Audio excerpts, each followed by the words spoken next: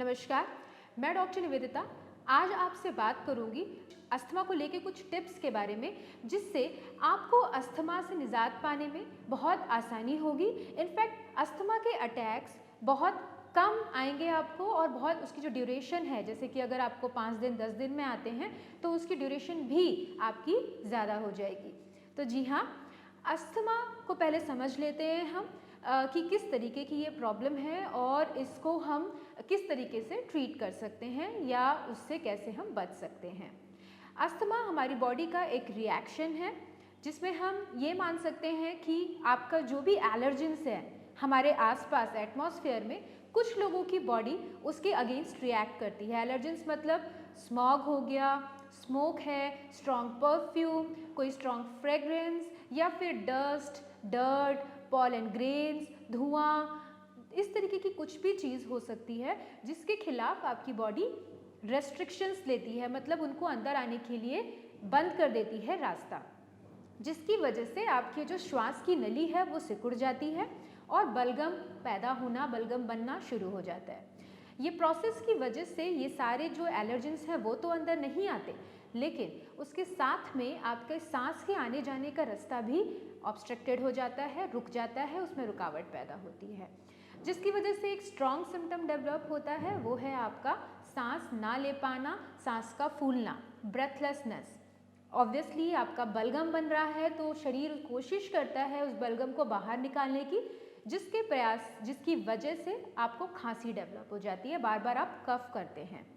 ये प्रोसेस इतना ज़्यादा स्ट्रेसफुल होता है, मतलब कि इतनी ज़्यादा आपको उसमें कोशिश करनी पड़ती है सांस लेने की, जिसकी वजह से आपके जो चेस्ट मसल्स हैं, एब्डोमिनल मसल्स हैं, वहाँ पे बहुत ज़्यादा एक्सर्शन होने की वजह से दर्द शुरू होता है, एक्सर्शन शुरू होता है, जिसकी वजह से आपकी चेस्ट में पेन होने लग जाता है।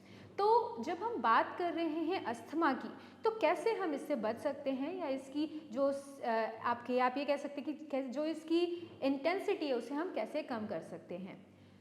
सबसे पहले आपको ये ध्यान देना है कि आपको अपनी इम्यूनिटी पे वर्क करना है, और क्योंकि ये एक कफज व्याधि है, यानी कि कफ क्रिएट हो रहा है, तो उससे बचने के लिए आपको वार्म चीज़ें लेनी हैं। जितनी भी आप खाना खाएं, जो भी आप चीज़ें ले रहे हैं, उसे रूम टेम्परेचर के थोड़ा सा अबव होना चाहिए, हल्का गर्म सुखोष्ण खाना खाना चाहिए, जो आपको हेल्प करेगा आपकी इम्यूनिटी से को तैयार करने के लिए, आपको कफज प्रॉब्लम जो है, एस्थमेटिक प्रॉब्लम जो है, उससे बचने के लिए। जितना हो सके आप वार्म वाटर लीजिए, गर्म पानी से आपका बलगम जो आपके गले में कहीं ना कहीं फंसा हुआ है वो आपके पेट के अंदर जाकर पेट आपके स्टूल के रास्ते से बाहर निकल जाएगा, और अगर लोकल है वो म्यूकस तो पिघल कर आपके मुंह के रास्ते से आप उसे खकार के बाहर फेंक सकते हैं। ऑफ कोर्स बहुत ज़्यादा सांस लेने और छोड़ने की वजह से मसल्स बहुत ज़्यादा थक जाती हैं, तो जब आप सुखोष्ण पानी लेते हैं तो उन्हें भी थोड़ा आराम मिलता है, जिसकी वजह से आपका जो एस्थमा की कंडीशन है वो काफ़ी हद तक कंट्रोल हो जाती है। इससे भी ज़्यादा अच्छी चीज़ है कि अगर आप खूब सारी फल और सब्जियां लें, क्योंकि ये आपकी इम्यूनिटी को इंक्रीज़ करती है। ये इसमें बहुत सारे मल्टीविटामिन्स और मिनरल्स होते हैं जो आपकी इम्यूनिटी को इंक्रीज़ करने में हेल्प करते हैं। अगर हो सके तो कुछ होम रेमेडीज़ को आप ज़रूर अपनी दिनचर्या में शामिल करें, जैसे कि हल्दी वाला दूध, टर्मरिक मिल्क, ये आप रेगुलरली अपने दिनचर्या में शामिल करें। हल्दी को दूध में डालकर, कच्ची हल्दी को दूध में डालकर आप ले सकते हैं, या फिर आप उसे उबाल के भी ले सकते हैं। कच्ची हल्दी को घिस के, मार्केट में इजीली मिल जाती है, कच्ची हल्दी को घिस के भी दूध में डालकर उबाल के इसका सेवन कर सकते हैं। इसके साथ में लौंग सबसे अच्छा उपाय है अगर आप अस्थमा से बचना चाहते हैं। लौंग का पाउडर बना लें, 1/4 चम्मच लौंग को गर्म पानी से, 1/4 चम्मच लौंग के पाउडर को गर्म पानी से दिन में एक बार ज़रूर लें। ये भी आपको हेल्प करेगा आपके अस्थमा की प्रॉब्लम से निजात पाने में। बहुत ज़्यादा ज़रूरी है आपकी लंग्स की कैपेसिटी को इंक्रीज़ करना। जब आपकी लंग्स की कैपेसिटी इंक्रीज़ होने लगती है तो धीरे धीरे आपकी श्वास को जब आप कंट्रोल कर पाते हैं, इन द सेंस आप जब एस्थमेटिक पेशेंट्स को देखेंगे वो बहुत जल्दी जल्दी सांस ले रहे होते हैं, 1 मिनट में कई बार सांस ले रहे होते हैं। जब आप डीप ब्रीदिंग एक्सरसाइजेस करते हैं तो आपकी सांस लेने और छोड़ने की प्रक्रिया पे आप काम कर रहे होते हैं, जिसकी वजह से आपके लंग्स स्ट्रांग होते हैं और उन्हें इनफ टाइम मिलता है आपके ऑक्सीजन को यूज़ करने के लिए।